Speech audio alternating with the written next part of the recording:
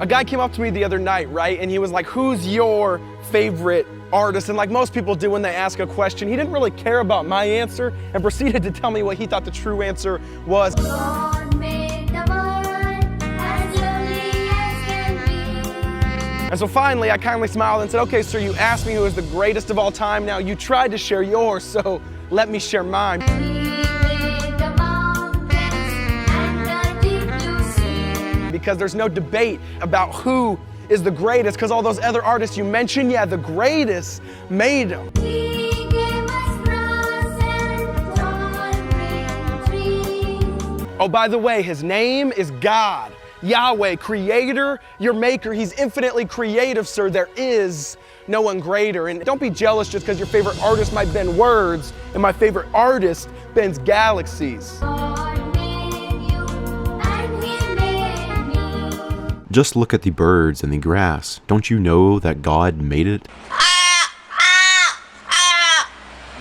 How many times have you heard something along those lines, or perhaps said it yourself, pointing out something aesthetically pleasing in nature and claiming that it is undeniable evidence of the God of the Christian Bible?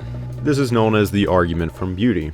And if you've ever been to a church or encountered a Christian or spent any amount of time online, you'll be quite familiar with it. It is undoubtedly the most popular argument used by Christians as well as members of other religions.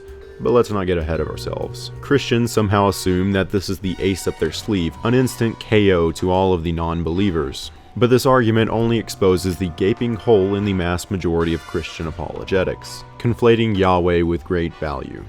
And what I mean by that is, as soon as Christians are challenged to actually support their religion and their deity with proof and not faith, instead of actually giving evidence for Yahweh, specifically the Christian version, they aimlessly start throwing out arguments for a God, a deity, a creator.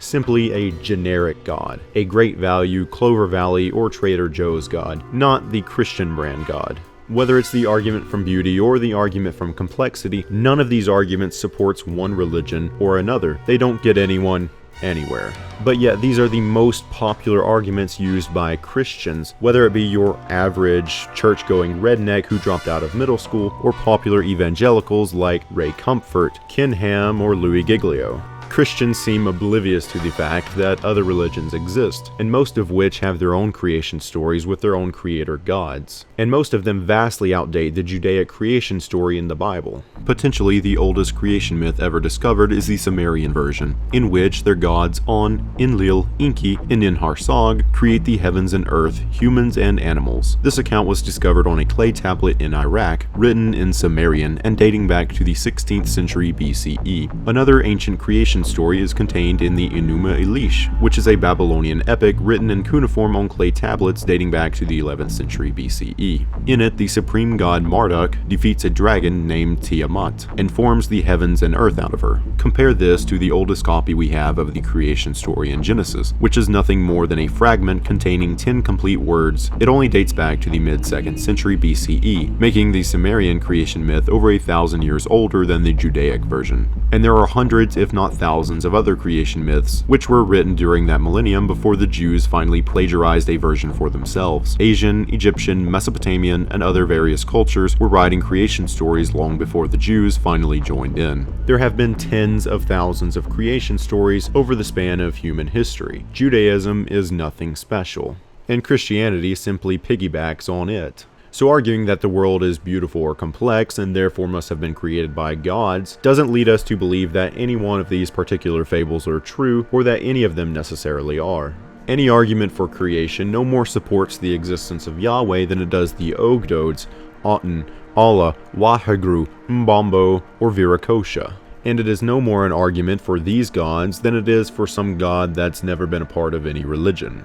And even if there was a creator, what's to say that this god or these gods are anything like the ancient stories describe?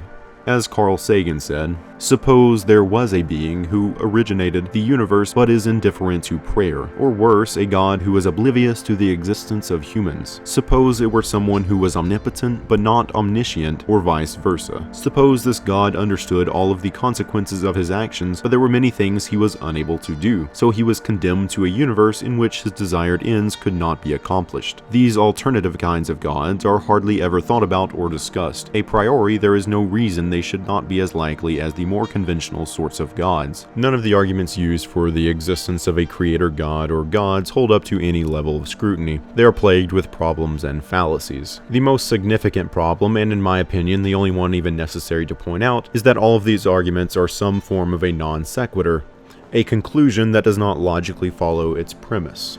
The argument from complexity is self-explanatory. Christians point to the complexity of DNA or the human eye or snowflakes, and they conclude that these must have been designed by a god simply because they are too complex for them to comprehend. This is also an argument from ignorance fallacy.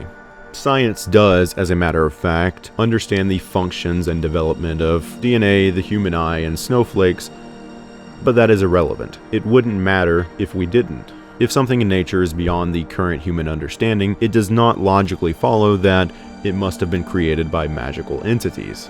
That is a non sequitur and an argument from ignorance. The lack of data or understanding is always, only ever, the lack of data or understanding. It is not evidence of something else. Years ago, humans didn't understand diseases or viruses, so they concluded that they must be the result of evil spirits. They thought that tsunamis and thunderstorms were sent by angry gods, and they thought that the sun, moon, and stars were conscious entities. When there was something in nature that they didn't understand, they concluded that it must be evidence of the supernatural. Their conclusions didn't logically follow the premise. But today we understand what the cosmic bodies are. We know how weather works, and we know what bacteria and germs are. There are some things that we don't yet understand, but this doesn't give us a pass to commit the same logical fallacies that our ancestors did. We should learn from their mistakes. Our ancestors weren't stupid, they were just naive. But we aren't so naive, so don't be stupid.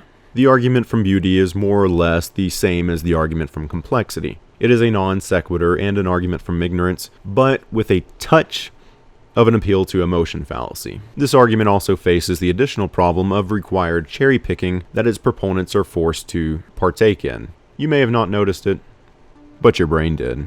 Christians will list off how cute babies are, how amazing our planet is, or how lovely the animals and nature is. It's a list that goes on almost endlessly, and I have no problem adding things to that list. Cats, galaxies, and marijuana. Our world is full of beautiful things. The issue here is that as soon as you claim that it was designed by a loving God, you have to explain the ugly side of nature, or actively ignore it. And the ugly list is possibly a dozen times longer than the beautiful one. The ocean is stunning, but why has it killed people by the millions? Babies are precious, but why are so many of them born with defects and disorders, or some of them never even survive to the point of birth?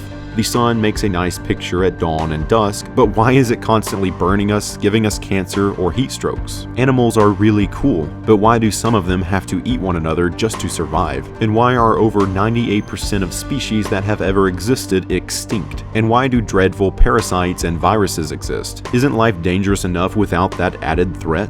And yes, our planet is pretty to look at, and there are a number of breathtaking landscapes. But if it was designed for us, why is only 30% of the surface dry land? The remainder is water, where humans can't even live. And of that water, only 2.5% of it is fresh, and some of that is filled with bacteria or parasites. But that aside, of the fresh water, only 1% of it is even accessible for humans. And back to the Earth's dry land, most of it is either too hot or too cold for humans to naturally survive in. Some of it is too low and at risk of flooding, and some of it is so high that there isn't enough oxygen. Less than 5% of dry land supports permanent crops. If it weren't for human inventions, we would be confined to that portion. And a large percentage of that land is inhabited by dangerous animals and insects. Aside from that, no matter where you are on the surface of our planet, there is a constant risk of either earthquakes, tornadoes, sandstorms, blizzards, tsunamis, lightning, flooding, hailstorms, forest fires, and freaking volcanoes. There is beauty to be appreciated in nature, and at least as much ugliness. But nature does not intend to produce either. When a black hole consumes a galaxy, it is not evil. And when the rain waters the vegetation, it isn't kindness, it's simply natural. But if there were an all-powerful designer behind all of this, they would have a lot of explaining to do. If they created everything, they are equally responsible for the ugliness as they are for the beauty. If they're responsible for making the sunset colorful, they're also responsible for kids in Afghanistan dying of either dehydration or from the bacteria in the water they lap up off the streets.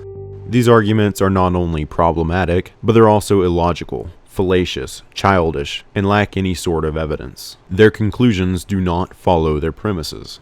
But let's ignore all of that and accept these arguments as completely legitimate. Let's forget about all of the ugliness and unfairness in the world, and let's pretend that the beautiful parts of this universe are so beautiful that they must have been designed by some all-powerful God, like Van Gogh and Bob Ross's love child. And let's throw science out the window and just agree that this world is too complex to be natural, and therefore must have been created by some supernatural entity. Now what? This is as far as the argument gets you. These are simply arguments for creation. Even if they were 100% valid, it wouldn't logically follow that any specific god of any specific version of some particular religion was true. It wouldn't even logically follow that there should be a religion based around this creator, or that they desire to be worshipped.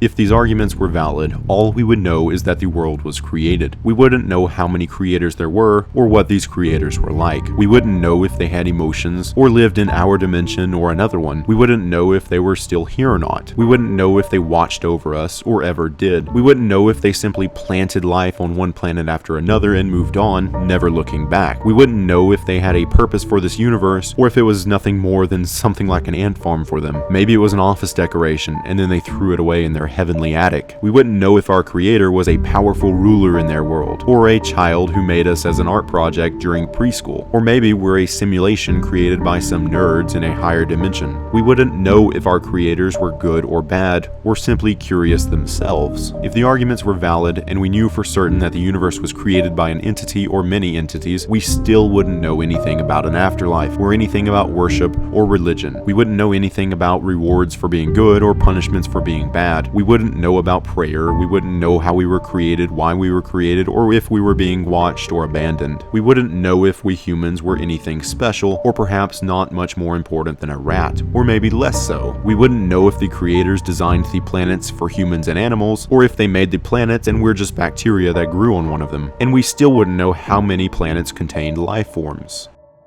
But there is no way you can take a step from the laws of physics, the observable creation of the cosmos, that leads you to the belief that there is an intervening personal God who does answer prayers, who does watch over you, who does notice what you're up to, who does mind what you do, who you sleep with and in what position, what you eat and on what days of the week, what propitiations and sacrifices you will make, what commandments you will observe. There is no possible way, no one's even tried it, of getting from the laws of physics or biology to any such idea. So from the person who says, I'm a deist, I don't think all of this can be an accident, there must be some cosmic force, I say, I can't disprove it, though I think the cosmos functions without it. But you have all your work, sir, or ma'am, still ahead of you, before you can say that Jesus of Nazareth was a real person, let alone that he was the Son of God, let alone that his mother was a virgin, let alone that he was resurrected. None of these things, by the way, would prove he was the Son of God, if they did happen, nor would they prove that his doctrines were not erroneous. A resurrected person who was the son of a virgin could still be talking nonsense. There's no logic that says he must be right.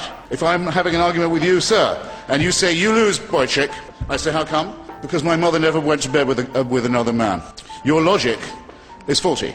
I think my case could remain just as strong as ever it was. In default of that, I must say, rather bizarre intervention. Even if the argument from beauty and the argument from complexity were the greatest arguments of all time, it still wouldn't get us any further than the knowledge that we were created. That is where the argument ends.